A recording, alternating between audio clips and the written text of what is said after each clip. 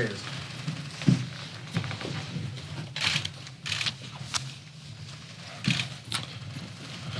Good morning. It's a pleasure to be with three of our ranking members and our distinguished vice chair at this press conference. House Democrats are ready. In the 118th Congress, we stand united behind Hakeem Jeffries, whose leadership is astounding, bold, courageous, decisive. You get the point. The chaos and crisis on the other side of the aisle has not stopped House Republicans. After caving to demands from extremists in their conference, Speaker McCarthy has a secret 3-page list of promises that will prevent his caucus that he had to put in place to prevent his caucus from voting down their own rules package. Rather than trying to find common ground, House Republicans have chosen a path of division and default. We've not seen a single concrete proposal from Republican leadership that will lower costs for everyday Americans. Instead, they've ratcheted up their attacks on women's reproductive rights, against voting rights legislation, and against codifying Roe v. Wade. When they're ready to get serious about the most pressing issues of facing this country, House Democrats stand ready to work with them to deliver.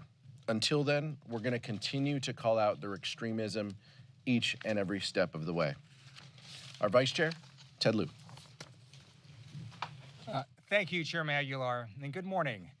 Last week, the American people saw a clear contrast between a unified Democratic caucus working on behalf of the American people and the chaos, confusion, crisis of the Republican caucus who've been captured by MAGA extremists. And this contrast continues this week. So while Democrats are putting people over politics and working to lower costs and get better paying jobs and safer communities, what is the very first thing Republicans do? The very first bill they pass? It guts the Office of Government Ethics. Essentially, when you read what they say, you cannot hire any staff after 30 days for that important office, which means if any staff has to leave, relocate, resign, for whatever reason, leave the office, they cannot be replaced. So over time, this office could shrink to nothing. And why do Republicans want to do that? Well, they want to stop investigations into themselves. And we see that again with what's going to be voted on today, which is their committee to obstruct justice. They're going to create a committee to meddle into ongoing law enforcement investigations. Some of these investigations are investigating Republican members of Congress, as well as the former failed president. So that is what the American people are seeing, and that contrast will continue to play out week after week after week. And now it's my honor to introduce our terrific ranking member of Appropriations, Rosa DeLauro. Thank you very much. Thank you. Good morning. Pleasure to be with all of you today, and I want to say a thank you to Chairman Aguilar, Vice Chairman Lieu, for inviting me to join the press conference this morning, and also to thank my colleagues, Chairman Neal and Chairman Boyle, for their leadership. As my colleagues have mentioned, the Republicans' chaotic process to elect a Speaker of the House, it's unprecedented, and it's also dangerous. Republicans are making side agreements, handshake deals that not only contradict their calls for transparency, but also attempt to short-circuit the 2024 government funding process before it even gets started. Appropriations bills are must-pass bills. They require bipartisan, bicameral agreement, like the House Democratic majority secured when we passed the agreement funding the omnibus bill in December.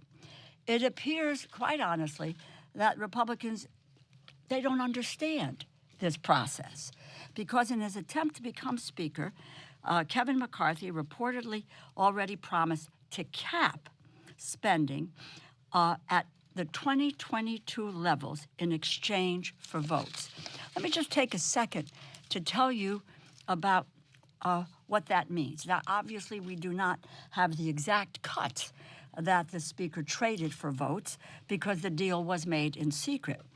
But there's a discussion that the cut from 2023 would apply to all discretionary spending, defense and non-defense. That's at least a $130 billion cut to all discretionary spending. That's about an 8% cut. If you take it all from non-defense, it is at about a 17% cut.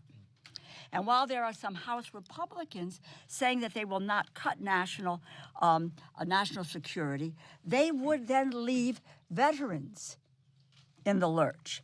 Taking the veterans programs back to 2022 would shortchange VA medical care by at least $31 billion.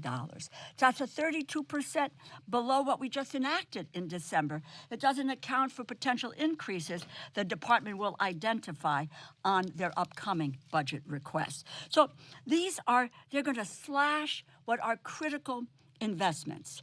And as I said, it's defense, national security, military readiness, and a combat capability. And again, I make reference to service members and their families. The funds that they rely on, this is cuts to VA medical care, mental health services, the homeless assistance programs that ensure that we reach unhoused veterans. They will be making serious cuts to law enforcement. These spending cuts harm families, communities throughout the U.S. that are already struggling with inflation and the cost of living. It is not just a soundbite to say that people are living in this country today paycheck to paycheck. It is a reality. So the funding for high poverty schools, post-secondary education, early learning programs hang in the balance. Access to childcare, training programs are at risk. We will cut the benefits for small businesses. But I guess my colleagues on the other side of the aisle, they consider that all of these services are unimportant, not to be taken into consideration, because you know as well as I know that budgets are statements of values. And it tells you precisely where their values are or are not. In our bills, we provided 43.5 million people the SNAP benefits they need. This past year alone, our bills created over 21,500 affordable housing units. Progress made to help those in most need put food on their table, roof over their heads. All of that is jeopardized. Republicans have created an institution that governs in the shadows at the expense of hardworking families, and a speaker who traded funding that helps communities, that protects our national security for personal gain. I hope this dangerous trend is reversed soon, and that transparency is restored to the government funding process. And with that, let me introduce to you the chair of the Ways and Means Committee, Congressman Richard Neal. Thanks, Rosa. Thanks to the leadership team here for having us get out front on some of the issues that we're going to confront in the course of the next few months. So even for those of you who had a chance to witness the debate last night on their first funding bill, $114 billion it adds to the national deficit. And if you listened to the debate last night, I also thought what was compelling to the battle, they came unarmed. It was pretty remarkable to listen to the back and forth last night, where we dealt with facts and specificity, and they dealt once again in generalities and kind of empty talk. What I also think is noteworthy is we get to what eventually will be a vote on the debt ceiling, and certainly putting the question in front of the American people. They voted for the CARES Act. They voted for more money for national defense spending.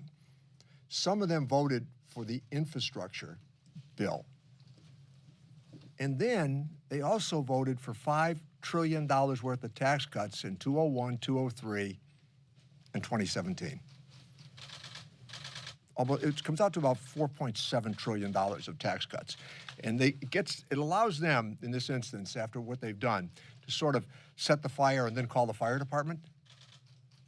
So it's been kind of the recklessness that they've embraced in this fiscal debate and discussion, but it's going to bring us to the precipice because it'll allow us to have a full throttle debate over the role of Social Security and Medicare in our lives.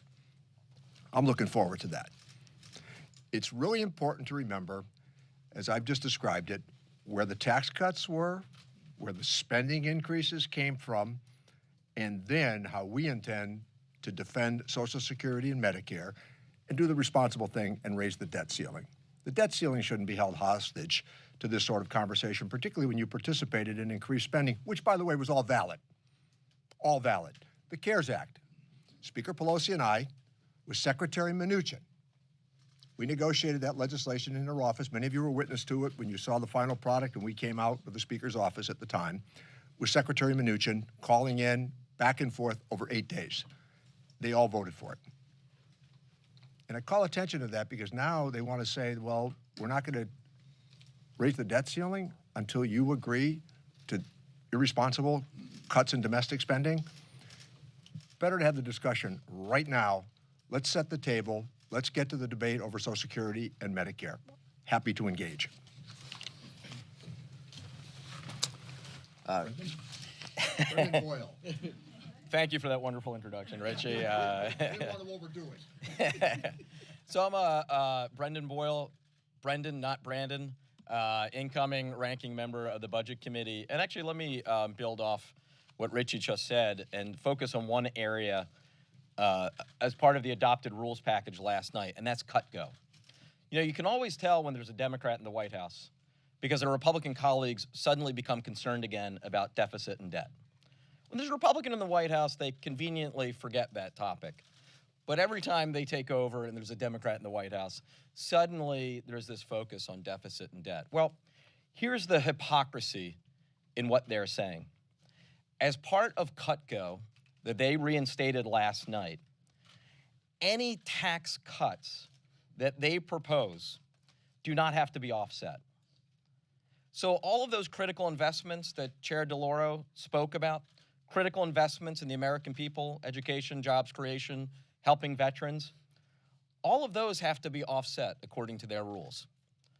But another big round of tax cuts, like what they did the last time they were in the majority, $2 trillion tax cut, 83% of which went to the wealthiest 1%, not one dime of that would have to be offset.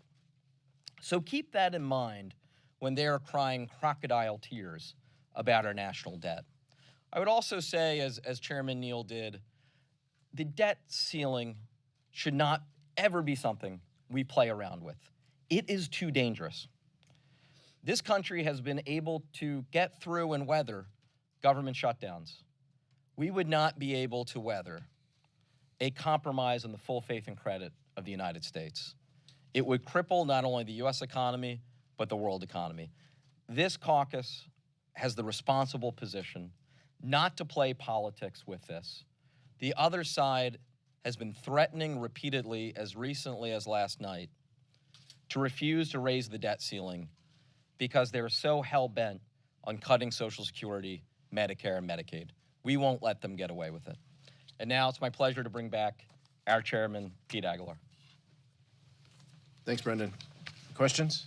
Chairman Aguilar, Age of Ideas with CBS News. Should the discovery of President Biden's classified documents been disclosed before the midterms? Well, let's step back and talk about this for a minute because, and I appreciate the question, this is Republican hypocrisy at its finest.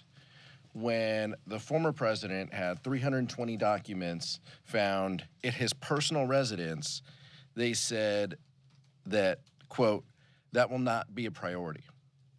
What President Biden did was disclose this to the archives, let law enforcement know. That is exactly the way that you should handle this.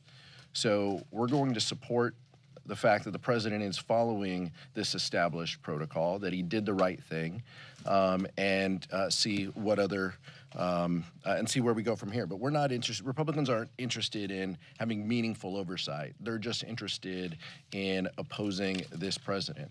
What do you say to, I'm so sorry. Go ahead. What do you say to critics who argue these documents were discovered November 2nd, midterms were November 8th, and they could have been withheld to avoid potential damage against Democrats before the midterms. This was done in consultation. You saw Merrick Garland have a U.S. attorney weigh in at this point. This is being done the exact way, getting the archives involved.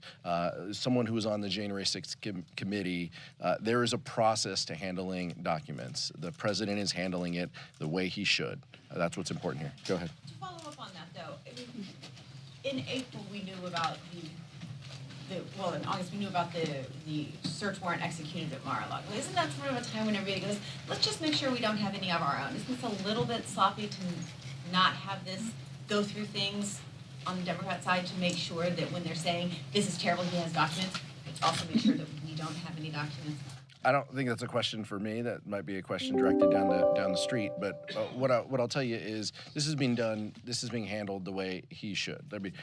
This is not about August. This is about today. Where we are at. The president is handling this the way that he should. He's disclosing it. He's letting the archives know. Law enforcement is aware. We're handling this with the seriousness at which it deserves. But we're not downplaying this, which is exactly what House Republicans have done. Did you have something, Richard? No, just to say the Justice Department has the issue.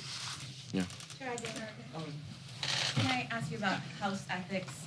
Obviously, Leader Jeffries announced some assignments on the committee today, but Republicans have tried to gut the committee with, various provisions that they've released. Obviously, George Santos is now a member of Congress. You guys talked about, obviously limited things you could do before he was seated, but now he's a member of Congress. What are your plans? I'm going to yield to Vice Chair Lieu, who talked about the Republican rules package in the Office of Congressional Ethics. Kevin McCarthy owns George Santos. Lock, stock, and barrel. If George Santos wasn't seated, what would the math have been for Speaker McCarthy? He would have had to flip another vote or get two people to vote present. I mean, he owns George Santos. That's the only reason why he was seated, is to give George Santos that ability to vote for Kevin McCarthy. So let's call this exactly what it is.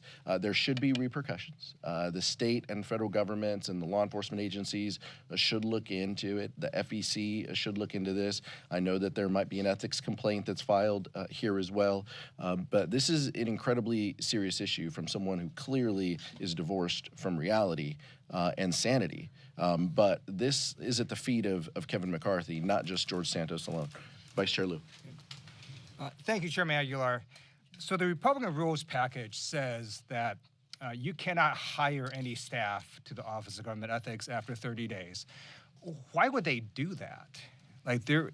You should ask them, what is the rationale for doing that? Well, the rationale is to shrink this office, because if anyone leaves after 30 days, they don't get replaced. And eventually, there's going to be no one in that office, because they don't want the office investigating people like George Santos. And as Chairman Aguilar noted, arguably George Santos was the deciding vote for Kevin McCarthy for Speaker.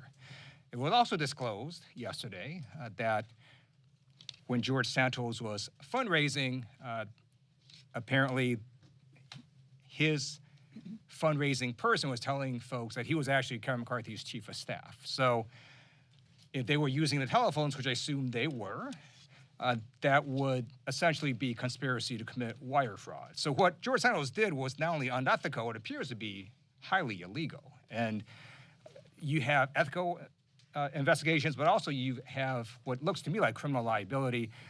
I think Speaker McCarthy needs to talk about what he thinks about George Santos and really put him up for a condemnation or an expulsion vote from this Congress. Just one last point on that. If George Santos wasn't seated, I might be giving another nominating speech. And so, we could still be going at this. Garrett and then Leanne. Nobody wants that. Absolutely. Thank you. 9. You didn't like anything with one of the 9? Come on, Garrett. Here's a populating committees this week. Speaker McCarthy's reiterated his desire to not seat Adam Schiff or Eric Swalwell on the Select Committee on Intel, should their names be put forward. Is it the caucus's intention to put their names forward to be seated on that committee? And what happens if Speaker McCarthy follows through on that thread and strikes them from the Intel Committee? That's a steering for Leader Jeffries, as well as a steering and policy committee. So steering and policy will meet once we have the ratios. in negotiation with the majority, we'll have those ratios. We will populate our committees, and we will send the names of the individuals who this caucus supports and are qualified to serve on committees. What the speaker does beyond that is something that we will handle, and I know you have a bunch of hypotheticals for me, but it isn't anything that we're going to get into today. So the process, The chairman, presumably he's not going to be left out of the bottom on a ratio the question. the process is that the caucus will advance the nominees and the individuals who we feel best reflect the Democratic caucus, our democratic values, and have the ability to lead, including ranking member Schiff. And so they will be put forward. What the speaker does beyond that is something that that the leadership team and the steering and policy committee will have to handle. Leanne? I have a committee question. Today the House is going to vote on this new select subcommittee on the weaponization of the federal government. Democrats are going to have seats on this committee. Do you plan to seat Democrats on that committee? And also, Representative Omar has publicly suggested that she would be interested on that committee. So is she being considered for it? There's a process. We call that the tinfoil hat committee in our caucus. There's a process by which members will raise their hands and let leadership know what they're interested in. It is our intent to seat members on every subcommittee, every select committee, every subcommittee that the leadership on the majority side advances. It's in our best interest to make sure we are representing the will of the caucus and the American public, and that Republicans don't have an opportunity behind closed doors to shape and to add to these conspiracy theories. That is not in the interest of the American public. And by the way, none of these issues that they are advancing have anything to do with lowering costs that Americans are facing. This is all about campaign promises and a secret 3-page document that none of us have seen that was the path for Kevin McCarthy to become speaker. And so we're going to continue to do the business of the people each and every step of the way. Let's go over here. For Chairwoman DeLauro and Caitlin of Politico, how do you plan to appropriate around this handshake agreement to set spending levels at fiscal 2022 levels? I mean, presumably, at the very least, we'll need a CR, which will maybe be at fiscal 23 levels. So how do you plan to actually get this, fund the government, get this done, avoid a possible shutdown, and work around what McCarthy promised conservatives? Well, I think that my point is that you cannot pass appropriations bills without them being both bipartisan and bicameral. So, and the president will not sign. So I think this notion that you can deal with 2022 levels, if, that appears to have been part of this secret deal, that you then may be looking at guaranteeing a shutdown.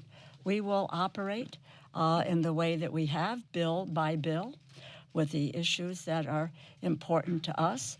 I tend to, you don't want to work.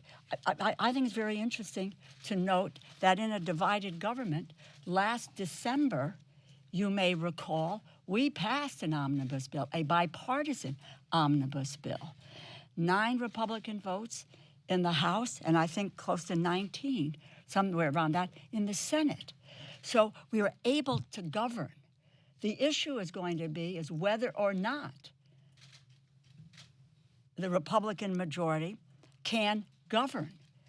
But we are going to, as I say, we will work together, we will cooperate, but we are not backing off the critical investments that have been made, that will continue to be made, because someone traded away the well-being of the American public and our national security for personal gain, for a vote. No way to run a government and no way to govern. Hold on. I'm gonna ask Chairman Neal and Ranking Member Boyle as well to comment on this, because I think it is so important that we do talk about what that document is laying the groundwork. It's laying the groundwork toward dysfunction, default, and potential government shutdowns that none of us want. Ranking Member Neal. Sure. Thanks, Pete. Just one quick observation for those of you who have some institutional memory here. You really believe that Republicans are going to embrace a government shutdown? How have the politics of that situation worked out for them in the past, dating back to Clinton Gingrich? If there's one thing that the people that have been on that side for a long time remember, they have lost every showdown over shutting down the government. Believe me, they are not going to shut down the government for sure.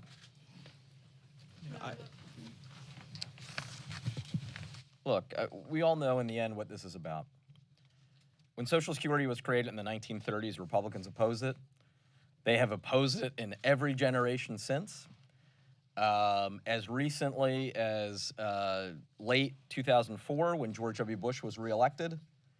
If you remember his first press conference the day after the election, he said, "I have political capital, and I intend to use it." And what was his #1 priority? To privatize part of Social Security. Now here we are, and don't take my word for it. Just read the press statements of Kevin McCarthy a couple months ago. Every single one of the Republicans who was running to be my counterpart on Budget Committee as chair, they were all saying they intend to use the debt ceiling as leverage to win cuts to Social Security, Medicare, and Medicaid. To their credit, they're being public about it. Now, I've worked on this issue my entire time here in Congress, working to attempt to depoliticize this bomb to our economy and the worldwide economy.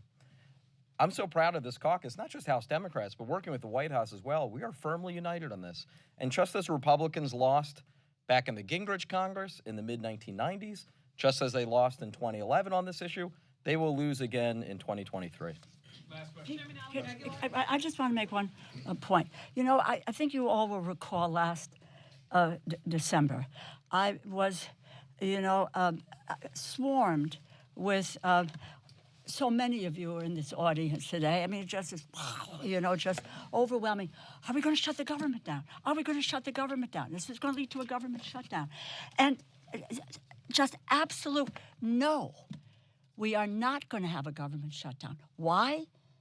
Because there was a willingness to work together with our colleagues in the House and our colleagues in the Senate, in order to be able to fashion public policy that was going to be beneficial to the American people, whether it was their national security, which was their jobs, job training, whether it was veterans, and we came to an agreement. That is singularly the issue of ability to govern. As the chairman said of Ways and Means, that they won't shut it down, but we will wait to see what their process is going to be. We know what our process is going to be and how we're going to continue to move at keeping government moving forward. Chairman Last question. concern I'm sorry. you- Building off of legislation about the IRS from last night, Republicans are now putting forward a bill to entirely abolish the IRS and the federal income tax. Any reaction to that? I'll let Ranking Member Neal speak, but this Laughable. it is just fanciful. The depths at which they'll go, and we can talk about exactly what these dollars, what the financial benefit is to the taxpayers to collect these tax receipts. This is about making sure that everybody pays their fair share, and that the richest don't get to avoid time and time again the ability to do that. I'll let Mr. Neal talk a little bit about that proposal. Yeah, just the facts of the issue. And so Charles Rosati, who's lettered to me 2 years ago, former IRS commissioner under Bill Clinton, he said there's $574 billion annually that goes uncollected. And Charles Rettig, the IRS commissioner, a Republican under Donald Trump, said that number is closer to $1 trillion annually that goes uncollected. Now, what we voted for last night, or voted against last night, was to remain consistent to our position, and that was computer modeling, replacing retired IRS officials, which have been cut by 30% over the last 15 years. We addressed that. And enhanced technology. For those of you who are stuck at airports with Southwest, the one thing you should be reminded about, now the evidence points to technology and the lack of its sufficient upgrade that created the chaos. That's what happens with the IRS. Every year for our local school systems, 200 teachers retire, you replace them. They haven't done that at the IRS. So don't go by what I have to say about this. Charles Rosati, Democrat. Charles Rettig, a Republican. $574 billion. Think of what you could do with that. $574 billion a year that goes uncollected. And back to Commissioner Rettig, who said $1 trillion a year goes uncollected. That's the tax gap. Thank you. Thank you.